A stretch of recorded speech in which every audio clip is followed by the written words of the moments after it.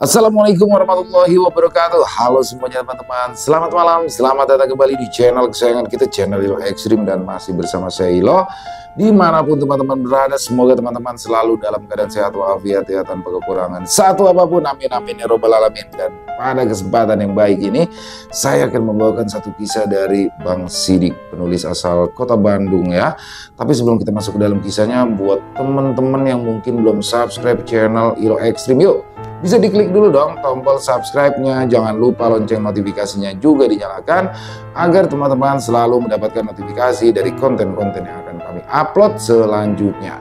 Dan untuk channel Ilo Ekstrim, kami upload setiap hari teman-teman, setiap malam jam 7 malam waktu Indonesia bagian Barat. Oke, gak pakai berlama-lama lagi, pasti udah gak sabaran kan untuk masuk ke dalam kisahnya. Kita langsung saja masuk ke dalam kisahnya. Bunuh horor guna-guna di tanah warisan. Perkenalkan, namaku Sidik. Aku akan bercerita pengalamanku baru-baru ini, di mana ada sebuah kejadian yang menyeramkan tentang tanah warisan yang aku beli dari pamanku. Di balik itu, ada sesuatu yang mengejutkan, karena di sana muncul teror yang membuat orang-orang yang tinggal di sekitar tanah itu ketakutan. Tak terasa, sudah hampir 2 tahun aku tidak pulang ke kampung halaman kedua orang tuaku. Tepat di tahun ini, aku pulang untuk mengecek tanah yang baru aku beli dari pamanku setahun yang lalu. Paman yang pada saat itu mempunyai masalah finansial akhirnya menjual tanah itu untuk menutupi hutang-hutangnya. Anak sematawayangnya terjerat judi online sehingga dia harus menjual aset satu-satunya padaku. Awalnya aku tidak berniat untuk membeli tanah itu karena aku yang tidak ada waktu untuk mengurusnya. Namun paman terus mendesakku karena harus membayar hutang-hutangnya segera. Dia tahu bahwa aku memiliki tabungan yang cukup untuk membeli tanah itu, sehingga aku pun akhirnya membelinya dan rencananya akan kugunakan sebagai tempat tinggal di masa tuaku nanti. Tanah itu sebenarnya berguna. Letaknya sangat strategis di pinggir jalan desa, sehingga apabila aku punya uang lebih, aku bisa membuat rumah ataupun ruko untuk. Tanah itu sebenarnya berguna. Letaknya sangat strategis di pinggir jalan desa, sehingga apabila aku punya uang lebih, maka aku bisa membuat rumah ataupun ruko untuk bisa disewakan. Hal itu juga diucapkan oleh pamanku. Apabila anaknya tidak terjerat judi online, dia berencana membuat ruko untuk anaknya kelak. Namun akibat kejadian tersebut, mau tak mau dia harus menjualnya. Semenjak aku membeli tanah itu, aku sama sekali tidak pernah mengunjunginya. Dan tepat 1 tahun setelah tanah itu resmi menjadi milikku, aku baru mengunjunginya. Sebenarnya ada tujuan lain ketika aku sampai di sana, karena selain mengecek tanah yang kubeli, aku juga ingin mengunjungi pemakaman keluarga yang letaknya persis di belakang tanah itu. Apalagi paman yang menjual tanah itu sudah 6 bulan yang lalu meninggal, dan aku belum sempat mengunjungi makamnya hingga hari ini. Setelah mengajukan cuti dari tempat kerjaku, aku akhirnya berangkat menempuh perjalanan selama berjam-jam lamanya hingga akhirnya aku sampai di desa tersebut. Desa nampak sepi ketika aku sampai.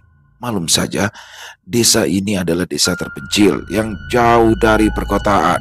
Namun, suasananya yang asri membuatku betah, sehingga aku berencana membuat rumah untuk masa tuaku nanti. Aku turun dan menginjakkan kakiku kembali di desa. Namun tak mengapa, ketika aku sampai, seperti ada sesuatu yang membuatku tak nyaman. Aku berjalan sebentar, melewati tikungan dan menyusuri jalanan desa. Tujuan utamaku adalah ke arah tanah yang aku beli dari pamanku. Aku ingin mengecek kondisinya. Karena kata almarhum paman pada saat itu, tanah dan pemakaman keluarga yang ada di belakangnya semuanya diurus oleh orang yang bernama Nyi Cici, yang dipercaya oleh keluargaku untuk mengurus tanah itu, sehingga aku tak perlu khawatir akan kondisinya. Namun, ketika aku sampai, aku hanya bisa terdiam karena ketika melihat tanah tersebut seperti tidak ada yang menyentuhnya dalam waktu yang lama. Kemana orang yang seharusnya ngurus tanah dan makam? Gumamku. Aku melihat rumput-rumput liar setinggi pinggang, lalu pohon pisang yang tumbuh di sana tampak kurus dan layu. Beberapa batangnya bahkan membusuk hingga tumbang ke tanah, sementara tanaman-tanaman singkong yang tumbuh di tanah tersebut sebagian sudah tercabut dan mengering, seperti dibiarkan begitu saja dan tidak pernah dipanen sama sekali. Aku menggelengkan kepala, melirik ke kiri dan kanan, tapi tak ada satupun manusia yang ada di sana untuk aku tanya. Ada yang aneh dengan hal ini. Aku melangkah pelan, menerobos serumputan untuk masuk ke area pemakaman. Ketika aku masuk, terdengar suara serangga yang berada di balik pepohonan. Bau tanah bercampur aroma tanaman yang busuk memenuhi hidungku. Beberapa kali aku menggerutu, apalagi ketika melihat kondisi pemakaman keluarga yang tidak terurus itu. Gimana sih, Paman? Katanya dia ngurus, tapi kok dibiarkan seperti ini? Batinku. Aku yang berhenti tepat di makam pamanku menggerutu kembali. Seharusnya aku mendoakannya, tapi sekarang aku malah mengomel akibat tanah yang tidak terurus ini. Aku yang sadar dengan ucapanku langsung meminta maaf, dan tak lama kemudian aku langsung mendoakannya sambil bertanya dalam hati, apa anaknya gak pernah datang ke makam ya? Baru juga 6 bulan dimakamkan, tapi udah kayak gini keadaannya. Padahal kan rumahnya deket, batinku. Tapi kalau si Usep mah wajar. Dari dulu emang beban keluarga. Aku pun mulai mencabuti rumput-rumput liar yang berada di dekat makam, dan setelah berdoa sebentar, aku berjalan kembali hingga ke ujung tanah ini. Di sepanjang jalan, aku mengingat-ingat makam-makam yang terkubur di sini. Keluargaku memiliki tradisi bahwa hanya boleh memakai batu besar untuk batu nisan di atasnya, sehingga aku hanya bisa mengira nama-nama keluargaku selama aku melangkahkan kaki hingga ke ujung pemakaman. Tepat di ujung sana, ada 2 makam yang sejajar. Letaknya agak berbeda dengan yang lain, dan 2 makam itu berada tepat di bawah pohon bambu yang rindang di atasnya. Itu adalah makam kedua orang tuaku. Mereka dimakamkan bersama-sama di sana. Aku pun langsung berjongkok dan mencabuti rumput-rumput liar yang menutupi pemakamannya. Selama aku berdoa kepada kedua orang tuaku, aku sedikit kesal dengan orang yang dipercaya untuk mengurusnya. Padahal setelah tanah itu dibeli olehku, aku selalu mentransfer uang setiap bulannya kepada cucunya untuk membayar jasanya. Namun tak mengapa, kondisi tanah dan pemakaman benar-benar tidak terawat. Aku menghela nafas panjang di depan makam kedua orang tuaku. Setelah terdiam cukup lama, aku pun akhirnya berdiri kembali dan mulai membersihkan beberapa makam yang adalah keluargaku di tempat itu.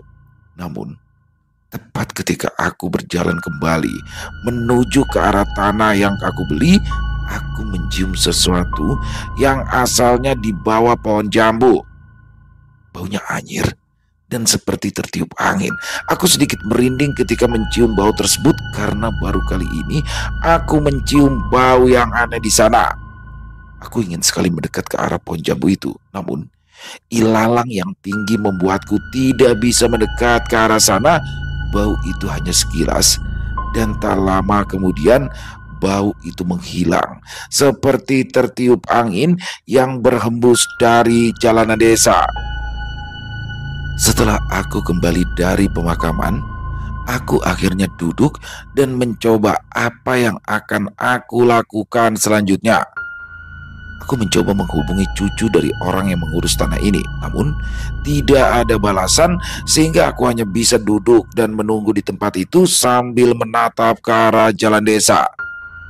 Ketika aku sedang duduk di sana, tiba-tiba ada seseorang yang berjalan dari arah jalan menatapku dengan tatapan yang aneh. Dan ketika aku melihatnya balik, ia pun langsung pergi seperti tidak ingin melihatku duduk di tempat itu. Hal itu pun tidak terjadi satu kali, karena setelah orang itu pergi, ada seorang ibu-ibu yang melintas dari jalanan desa. Dia sepertinya pulang dari pasar karena terlihat membawa tas belanjaan. Tapi lagi-lagi, dia nampak aneh ketika melihatku berada di pemakaman ini. Wajahnya nampak ketakutan, dan ketika aku melihatnya kemudian berdiri untuk mendekat, dia langsung berjalan pergi meninggalkanku sambil memanggil anaknya yang ada di belakang.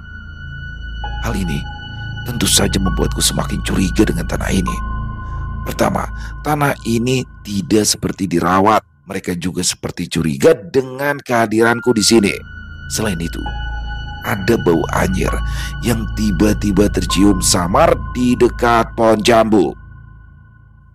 Jantungku berdetak dengan kencang ketika memikirkan hal itu, dan aku hanya bisa menatap kembali makam-makam keluargaku yang ada di sana sambil berpikir apa yang sebenarnya terjadi. Selain itu, aku juga menatap tanahku yang kini penuh dengan ilalang dan rumput liar di dekat jalanan desa. Berbagai pertanyaan muncul dari dalam kepalaku, dan hal itu membuatku semakin bertanya-tanya apa yang sebenarnya terjadi. Sepertinya aku harus mendatangi Cici, karena mau bagaimanapun kan dia yang dipercaya untuk ngurus tanah sama pemakaman ini. Gumamku sambil melangkahkan kaki keluar dari tempat tersebut. Aku pun mulai berjalan kembali ketika cucunya membalas pesanku dan memberitahu kemana aku harus pergi. Setelah keluar dari tempat itu, aku mulai menyusuri jalanan desa hingga sampai ke sebuah gedung serbaguna yang letaknya persis di dekat gang kecil yang ada di sebelahnya. Lalu, aku akhirnya masuk ke dalam gang, melewati rumah-rumah panggung yang sebagian besar sudah kusam karena dimakan usia. Rumahnya Cici berada di ujung gang ini. Letaknya sedikit tersembunyi di balik pagar kayu tua dan pohon kelapa yang menjulang di depan rumahnya. Dinding rumahnya dicat putih, namun kini sudah menguning. Setelah sampai ke tempat tersebut, aku melihat seorang perempuan tua duduk di teras rumah. Dia memegang satu gelas air teh yang tinggal setengah, duduk bersama cucunya yang paling besar dan memperhatikan cucunya yang masih balita bermain di halaman rumahnya. "Punten, Cici," panggilku dari depan rumahnya. Ia langsung menoleh, matanya sedikit menyipit ketika melihatku berdiri di dekat pagar rumahnya. "Asidik," katanya dengan suara yang serak. Aku mengangguk pelan sambil tersenyum ketika aku langsung mengiyakan ucapannya. "Iya, Nyi, aku Sidik, anak almarhumah Bu Popon." Nyi Cici langsung berdiri. Dia langsung menyuruh cucunya yang paling besar untuk membukakan pagar agar aku bisa masuk ke halaman rumahnya. "Ayo, masuk dulu," ucapnya dari teras depan sambil mengangkat tangannya. Aku mengangguk pelan dan berjalan melewati cucunya yang sedang bermain dengan ayam di halaman. Lalu setelah itu aku akhirnya duduk di teras rumah. Nyi Cici sepertinya tahu kenapa aku datang ke rumahnya, karena ketika aku ingin bertanya tentang tanah dan makam yang seharusnya dia urus, Nyi Cici tiba-tiba meminta maaf padaku karena tanah itu tak bisa dirawat olehnya lagi. "Punten, Sidik, sebenarnya mah aku udah gak kuat lagi untuk ngurus tanah dan makam itu. Selama ini mah tanah dan makam itu diurus sama si Ujang, ayah dari cucu Nyi yang bermain di sana," kata Nyi Cici sambil menunjuk ke arah cucunya. Tapi di sini Nyi Cici terdiam sebentar. Dia seperti ragu untuk berkata padaku. Dia melirik ke kiri dan ke kanan, lalu tak lama ia kembali melirikku dengan sedikit menunduk. Nyi minta maaf karena sudah hampir 2 bulan ini si Ujang tidak berani ke sana lagi. Aku terdiam, seperti ada sesuatu yang aneh dengan perkataannya. Loh, kenapa Nyi? Bukannya saya selalu bayar jasa untuk membersihkan tempat itu kan setiap bulannya? Tanya aku. Kan keluarga sudah mempercayakan tanah dan makam untuk diurus sama keluarga Nyi Cici. Bahkan kata paman saya, dia membiarkan isi dari tanah itu untuk Nyi Cici kelola. Bahkan hasilnya juga bisa Nyi Cici panen untuk kehidupan Nyi Cici. Dia hanya ingin tanah itu bersih aja dan tidak penuh dengan rumputan liar seperti itu. Tapi aku melihat pisang dan singkong yang ditanam di sana kayak nggak keurus. Bahkan ada beberapa pohon pisang yang busuk karena tidak dipanen. Dia kembali terdiam, lalu tak lama ia menarik nafasnya dengan wajahnya yang semakin menunduk. Semenjak paman kamu meninggal, semuanya mendadak berubah, Asidik. Maksudnya gimana ya, Nyi? Tanyaku memotong pembicaraannya. Ya, setelah beberapa bulan si Ujang mengurus tanah dan makam itu, tiba-tiba dia didatangi sama almarhum paman kamu. Dia datang dan mengganggu si Ujang. Beberapa kali dia terbangun dari tidurnya dan ketakutan karena paman kamu muncul dengan wujudnya yang dibalut oleh kain kafan. Aku sempat terdiam mendengar keterangan dari Nyi Cici. Dia melihatku sedang memperhatikan perkataannya dan seketika langsung melanjutkan ceritanya. Awalnya mah mungkin itu ulah para penunggu makam yang jahil sama si Ujang karena paman kamu kan baru aja dimakamin di sana. Hingga akhirnya aku kembali memaksakan diri untuk mengurus makam itu setelah si Ujang gak mau lagi ngurusnya. Tapi ternyata apa yang dilihat sama si Ujang itu benar. Paman kamu jadi pocong. Wajahnya mirip sekali dengan wajah ketika dia meninggal. Matanya teh melotot. Sobekan bibirnya terlihat jelas. Dan itu mirip sekali dengan dia sewaktu masih hidup. Aku mendadak terdiam. Rasanya tidak mungkin pamanku sendiri menjadi pocong. Tapi karena aku sendiri tidak melihat prosesi pemakamannya, aku jadi semakin penasaran. Tapi itu emang bener paman, Nyi? Tanyaku lagi. Nyi Cici mengangguk. Dia memastikan bahwa apa yang ia katakan itu benar. Tapi kan sewaktu pemakaman semuanya normal kan? Tali pocongnya dibuka kan? Tanyaku kembali. Nyi Cici kembali mengangguk. Aku bisa melihat raut bingung di wajahnya. Karena dia juga merasa bahwa pemakaman pamanku itu normal dan tidak ada hal yang terlewat ketika jasadnya dimakamkan. Nyi Cici pun kembali bercerita. Sebenarnya ketika si Ujang udah gak mau lagi, makam itu diambil alih lagi oleh Nyi. Awalnya memang gak ada apa-apa. Hingga ketika sedang mencabut singkong, kesorean harinya di sana, tiba-tiba ada yang terbang, Asidik. Nyi langsung ngelirik ke atas. Ternyata ada kain kapan terbang hingga hampir aja menyentuh kepala Nyi. Setelah itu, Nyi langsung lari sampai jatuh ke parit yang ada di dekat tanah, Asidik. Dan semenjak itu Nyi gak pernah berani balik ke sana lagi. Aku masih terdiam, seakan-akan tidak percaya dengan apa yang ia ceritakan. Tapi dari ekspresi yang aku lihat, itu adalah sebuah kejujuran. Apalagi ketika dia memegang dadanya, nafasnya terlihat sesak, bahkan kedua matanya nampak berkaca-kaca. Kirain mah cuma Nyi Cici sama si Ujang aja yang ngalamin. Tapi Pak Kosim yang suka ngeronda di desa juga pernah lihat. Waktu lewat ke tanah itu, dia tiba-tiba dikelilingin pocong yang melayang dari kebun di tengah malam. Bukan cuma itu aja, pernah ada warga yang pulang dari hajatan dan tiba-tiba melihat sesuatu di balik rumpun pisang yang ada di tanah kamu itu. Bukan hanya 1 atau 2, bahkan sampai 6 pocong yang muncul.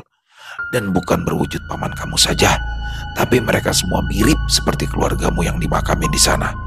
Makanya kalau sekarang warga lewat di situ suka buru-buru karena nggak ada yang mau lewat melintasi kebun itu malam-malam. Bahkan di siang hari aja sekarang orang-orang jadi takut lewat sana. Bulu kuduku mulai meremang.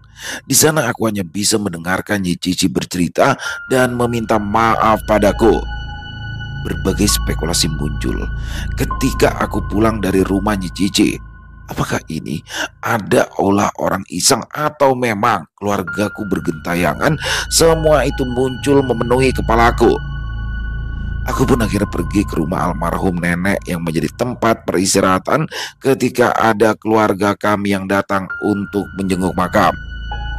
Lokasi rumah itu persis di dekat makam keluarga dan hanya terpisah oleh sebuah gang kecil yang tembus ke sawah yang berada di belakang. Aku pun akhirnya berjalan ke arah rumah tersebut. Rumah itu diapit oleh dua rumah yang lain. Rumah yang satunya adalah rumah yang dari kakakku yang kini tinggal di luar pulau. Rumah itu memang kosong dan hanya ditempati setahun sekali ketika hari raya tiba. Lalu, rumah yang ada di sebelahnya itu adalah rumah paman yang seharusnya ditempati oleh Usep yang merupakan anak sematawayangnya. Namun, ketika aku melihatnya, ada sesuatu yang aneh menempel di pagar rumah itu. Rumah ini dijual, hubungi Bapak Rahmat. Aku mendadak terdiam ketika melihat hal itu. Dijual, gumamku. Aku melihat nama Pak Rahmat di sana, dan nama itu bukanlah nama yang aku kenal. Apalagi nomor teleponnya bukanlah nomor telepon Usep atau nomor telepon keluarga yang lain. Apa sih beban ini ngejual rumahnya ketika sudah ditinggal bapaknya ya? Gumamku sambil menggelengkan kepala. Aku pun akhirnya berjalan kembali ke arah rumah nenek. Kunci yang tadi aku bawa dari rumah Nyi Cici aku pakai untuk membuka pintu rumah itu. Memang Nyi Cici juga mendapatkan tugas untuk menjaga rumah ini juga. Sehingga ketika aku masuk, rumah ini nampak sedikit agak bersih meskipun sudah kosong dalam waktu yang cukup lama. Setelah menyimpan tas di dalam rumah, aku pun akhirnya kembali keluar dan duduk di samping rumah sambil melirik ke arah pemakaman yang kondisinya kini tidak terurus. Aku berencana meminta bantuan Ujang untuk membersihkannya besok, terlepas ada teror pocong yang membuat orang-orang ketakutan.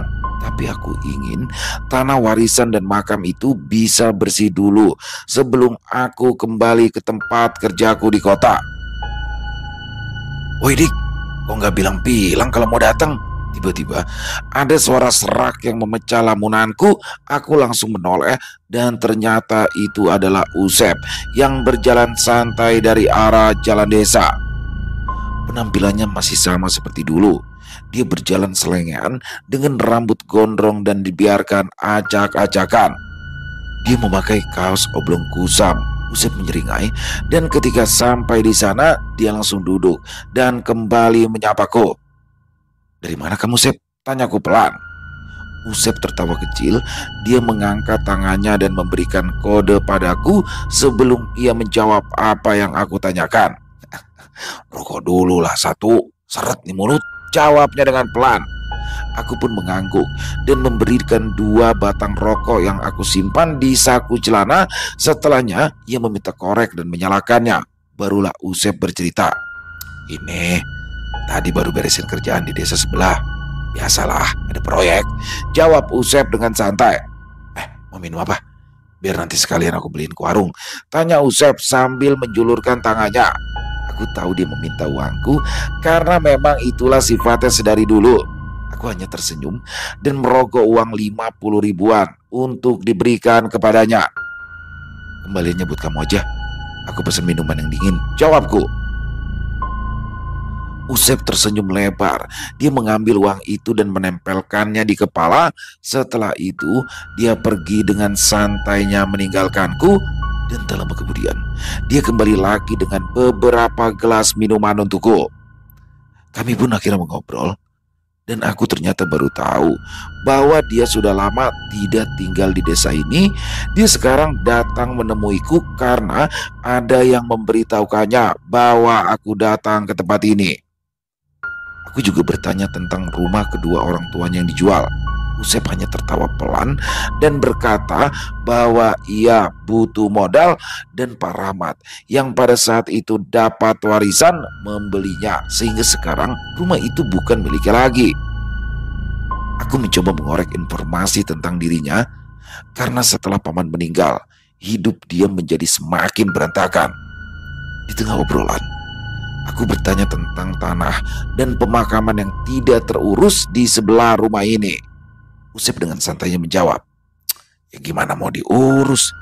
Cici sama si Ujang aja angkat tangan. Kamu emangnya belum dengar ceritanya?"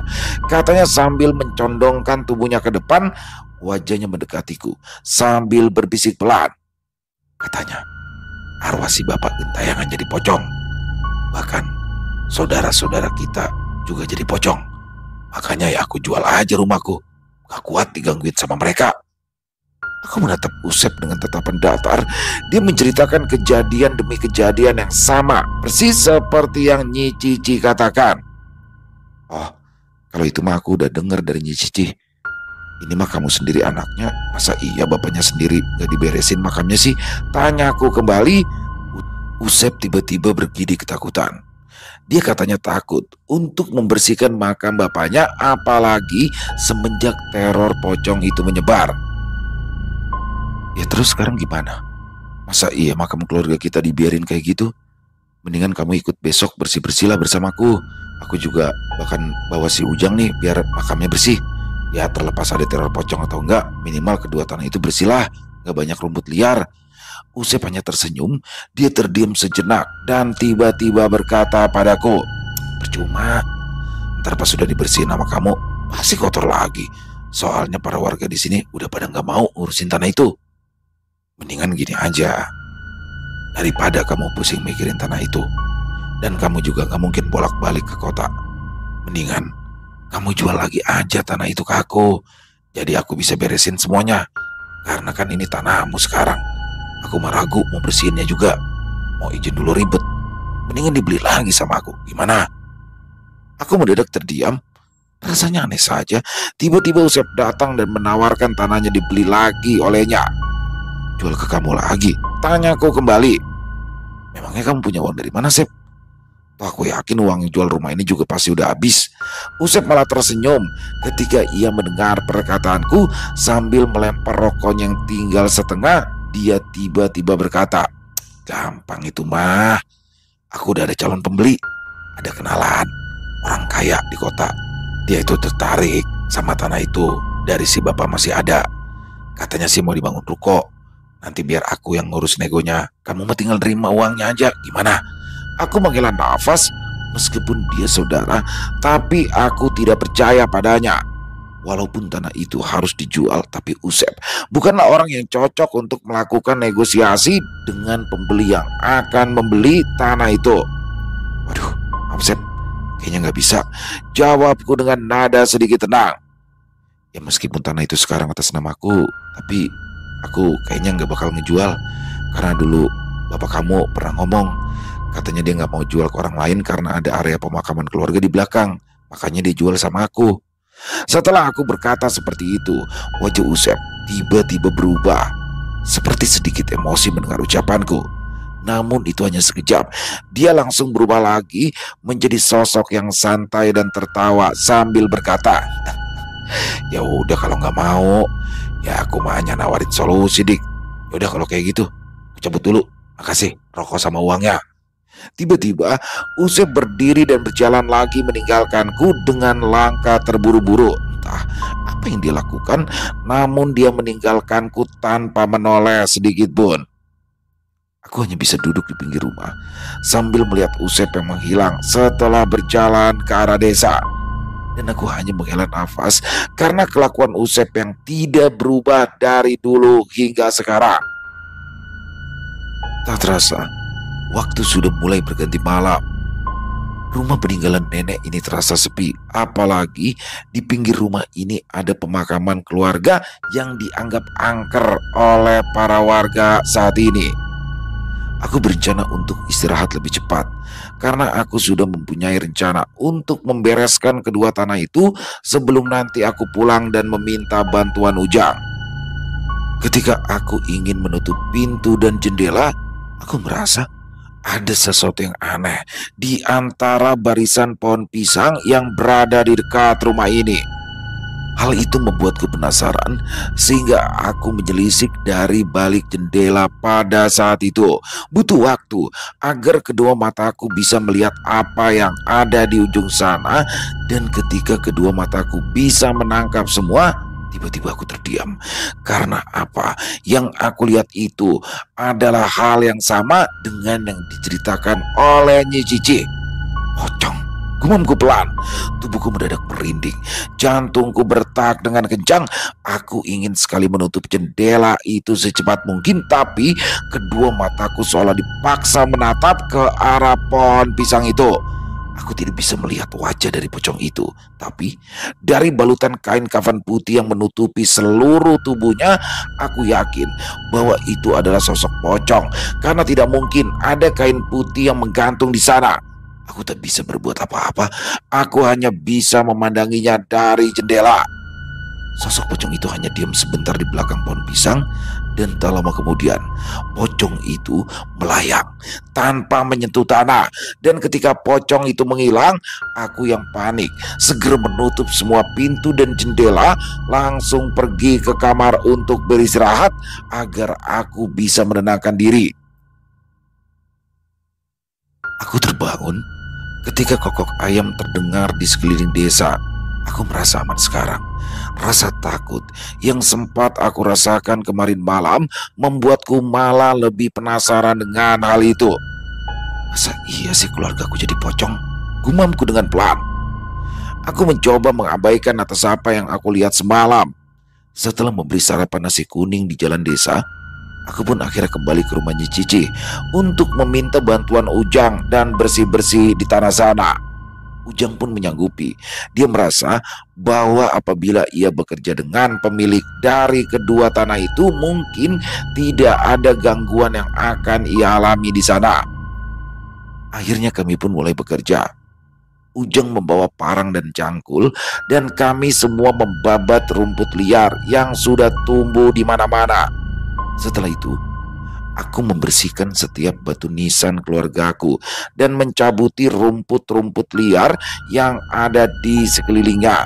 Bukan hanya itu saja, aku juga menata batu-batu kecil sebagai batas makam, karena ada beberapa makam yang batunya menghilang karena terbawa oleh arus air ketika hujan besar tiba. Tak terasa, waktu sudah menunjukkan jam 5 sore, dan akhirnya pekerjaan itu selesai.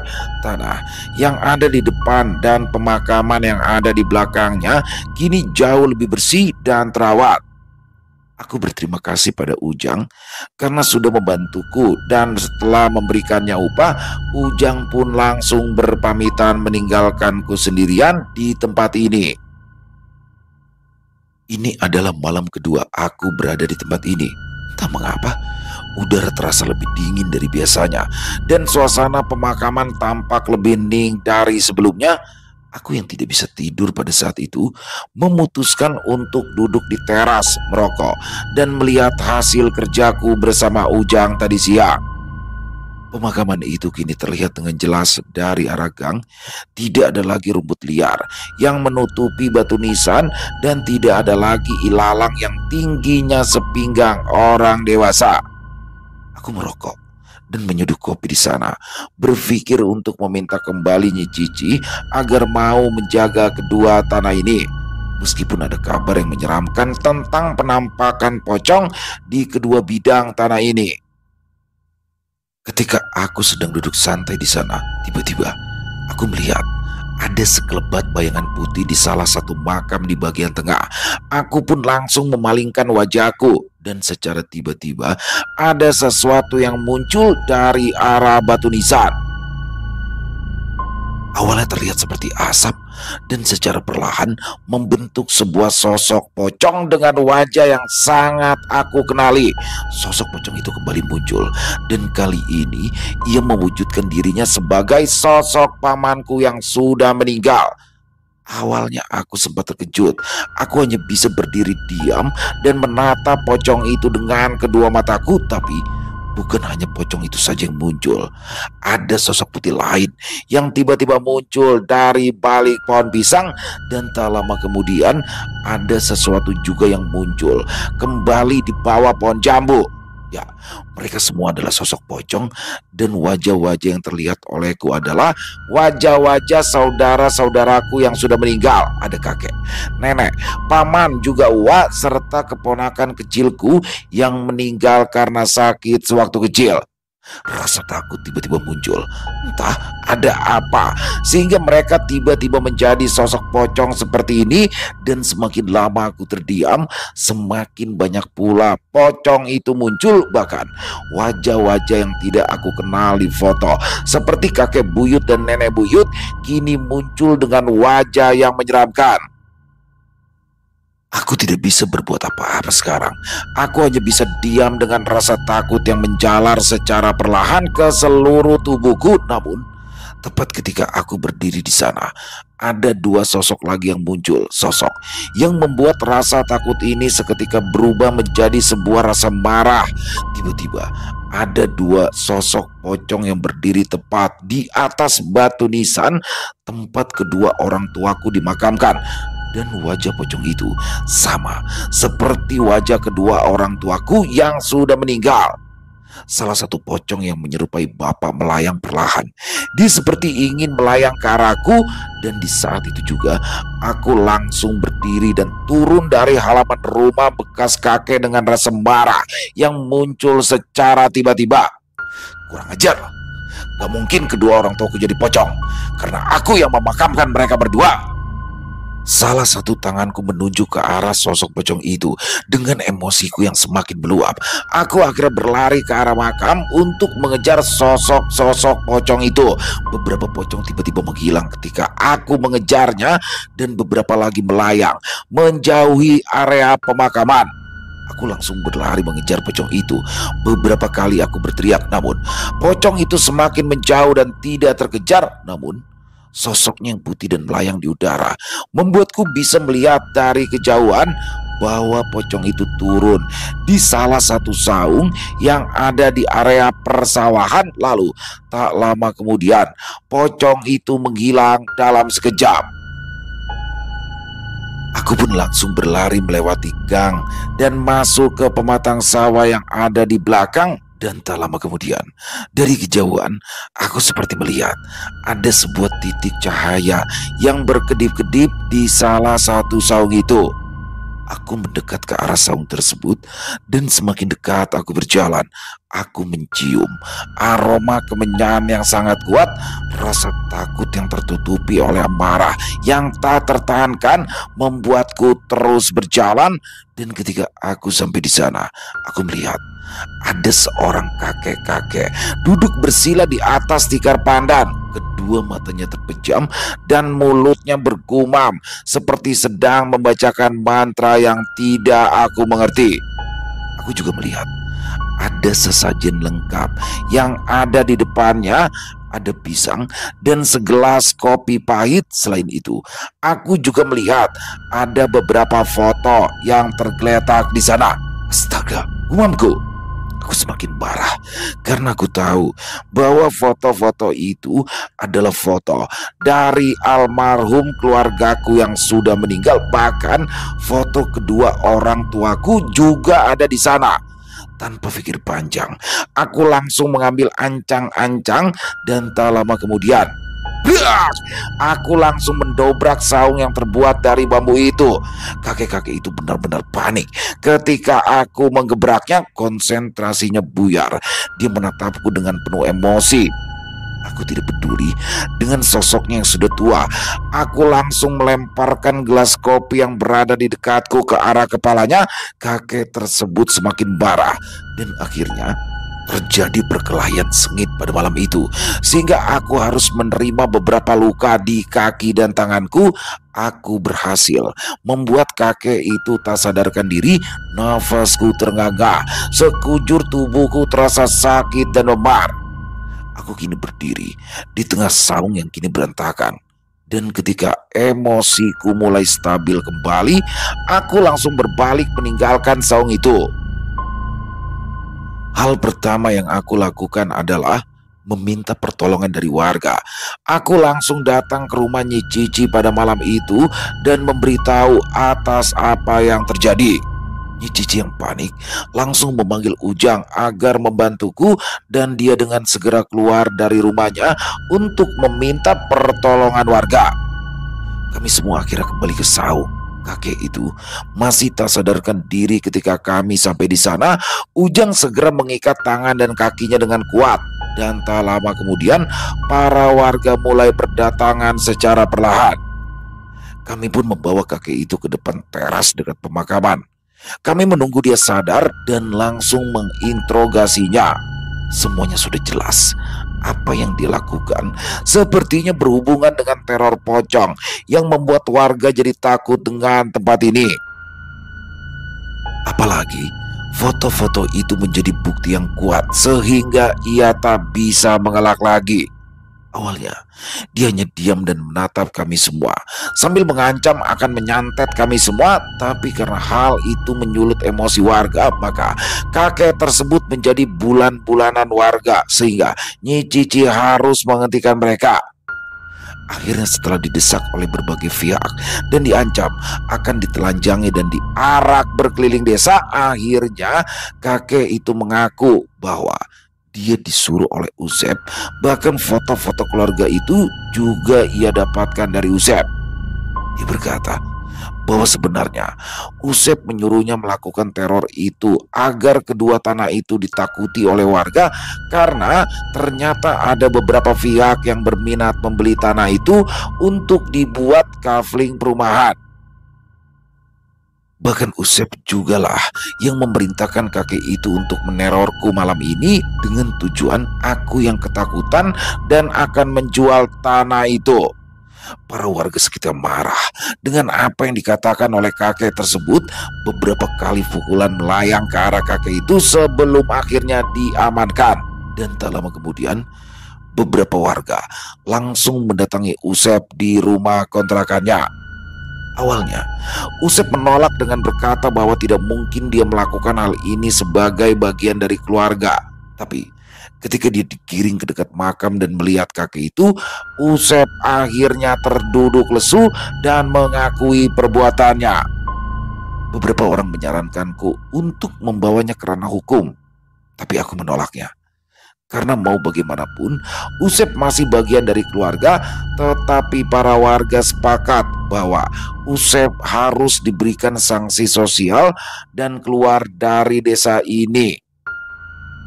Beberapa hari kemudian, tepatnya 1 hari sebelum cutiku habis, aku mengundang para sesepuh desa untuk berdoa bersama di area pemakaman itu. Aku berharap bahwa hal itu bisa menghilangkan aura negatif dan para warga tidak takut lagi dengan kemunculan pocong keluargaku. Setelah itu, aku pun pamit untuk kembali pulang. Namun, aku berjanji bahwa aku akan lebih sering mengunjungi kedua tanah ini, karena mau bagaimanapun juga aku harus sering mengontrolnya, terutama pada makam kedua orang tuaku yang sudah meninggal. Selesai. Wow, luar biasa kisah dari Bang Sidik. Waduh, ternyata Usep ternyata ya dalang dari semuanya, si beban keluarga kalau kata Bang Sidik. Nih kisah yang benar-benar terjadi ya, ini dialami langsung oleh Bang Sidik. Waduh, Bang Sidik ternyata punya kisah yang mendebarkan juga nih, dan nyalinya keren juga sih. Yang mana ketika orang lain melihat sosok pocong, apalagi pocongnya nggak cuma satu komplek pemakaman, dari setiap makamnya muncul satu pocong. Gimana coba kalau saya pribadi sih kabur, saya udah kabur, malas banget udah ngurusin. Ternyata di sini Bang Sidik penasaran, dikejar tuh langsung sosok pocongnya, yang ternyata pocong-pocong ini adalah bukan pocong asli, tapi itu adalah jin yang menyamarkan mukanya dengan mewujudkan keluarganya dari Bang Sidik. Dan ternyata itu dikendalikan oleh seorang dukun yang melakukan ritualnya di tengah pematang sawah. Dan ternyata dukun itu adalah orang suruhan dari Usep. Pantesan Usep udah minta kan, sini Dik, dijual aja ke gua, pengen ada yang mau nawar nih. Ternyata itu pengen dibeli untuk dijadikan kapling, karena mungkin luas ya, tapi Ini parah banget sih Usep. Kuburan mau dijual sama dia, kuburan keluarga. Parah emang, beban ya kan.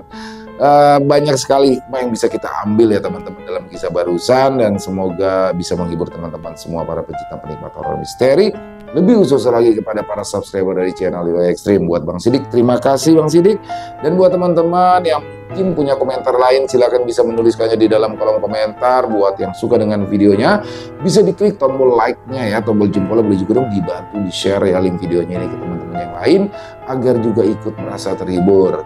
Dan saya juga ingin mengucapkan terima kasih ya kepada seluruh teman-teman yang sudah selalu setia hadir setiap harinya, yang sudah selalu mendukung kami, karena teman-teman kami selalu bersemangat berkarya di setiap harinya. Di akhir kata, saya Ilo mengucapkan permohonan maaf apabila mungkin dalam pembawaan kisahnya barusan ada kata-kata saya yang salah, ataupun ada kata-kata saya mungkin yang kurang berkenan. Saya mohon dibukakan pintu maaf yang seluas-luasnya. Sampai berjumpa lagi di konten-konten kami selanjutnya yang pasti tidak kalah ngerinya, yang pasti tidak kalah seramnya. Masih bersama saya Ilo di channel Lilo Extreme. Salam sehat, sukses selalu untuk kita semua. Wassalamualaikum warahmatullahi wabarakatuh.